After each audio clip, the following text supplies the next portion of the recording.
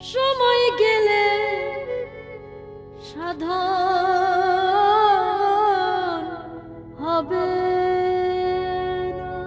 বাংলা লোকসঙ্গীতের প্রবাদ প্রতিম শিল্পী লালন সাধনের অঙ্গনে এক উজ্জ্বল তারকা ফরিদা পারভীন। শ্রোতাদের ভালোবাসাকে পুঁজি করে গানে গানে তিনি পেরিয়েছিলেন 5 দশকেরও বেশি পথ। তার হঠাৎ চলে যাওয়া এ যেন বাংলা গানের এক প্রিয় কণ্ঠের স্তব্ধ হয়ে যাওয়া।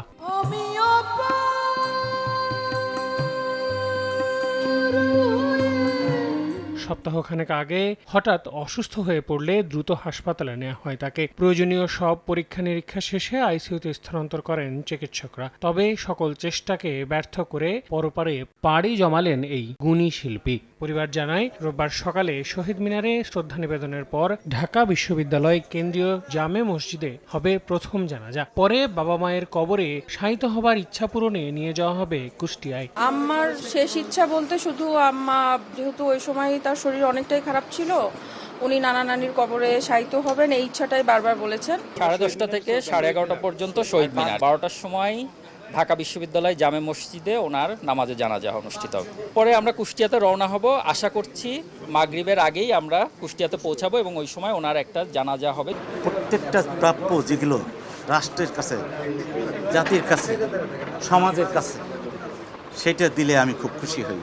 দীর্ঘদিন ধরেই নানা শারীরিক জটিলতায় ভুগছিলেন ফরিদা পারভীন। ফুসফুসের সমস্যা ছাড়াও ছিল ডায়াবেটিস, উচ্চ রক্তচাপ, কিডনি ও থাইরয়েড জটিলতা। তার মৃত্যুর খবরে সঙ্গীতাঙ্গন এবং ভক্তদের মাঝে নেমে আসে শোকের ছায়া। লালন গীতিতে যে জনপ্রিয়তা তৈরি করেছিলেন সেটা আসলে পুরো জায়গাটাই উনি শূন্য করে একসাথে ওনার নিজের সাথে নিয়ে চলে গেলেন। চলে যাওয়াটা অবশ্যই একটা অপূরণীয় ক্ষতি সঙ্গীত অঙ্গনে। এইটা কতটুকু যে আবার শুদ্ধ শিক্ষা চর্চা হবে আমরা জানি না। অবদান সম্পর্কে হয়তো শব্দে প্রকাশ করা সম্ভব হবে না। তার একটাই ধ্যান জ্ঞান ছিল শেষের দিকে, বাচ্চারা লালনটাকে নিয়ে এগিয়ে যাক। এদিকে বিখ্যাত এই লালন সঙ্গীত শিল্পীর প্রয়াণে শোক জানিয়েছেন সংস্কৃতি উপদেষ্টা থেকে শুরু করে দেশের বিভিন্ন রাজনৈতিক ও শিল্পী সংগঠন।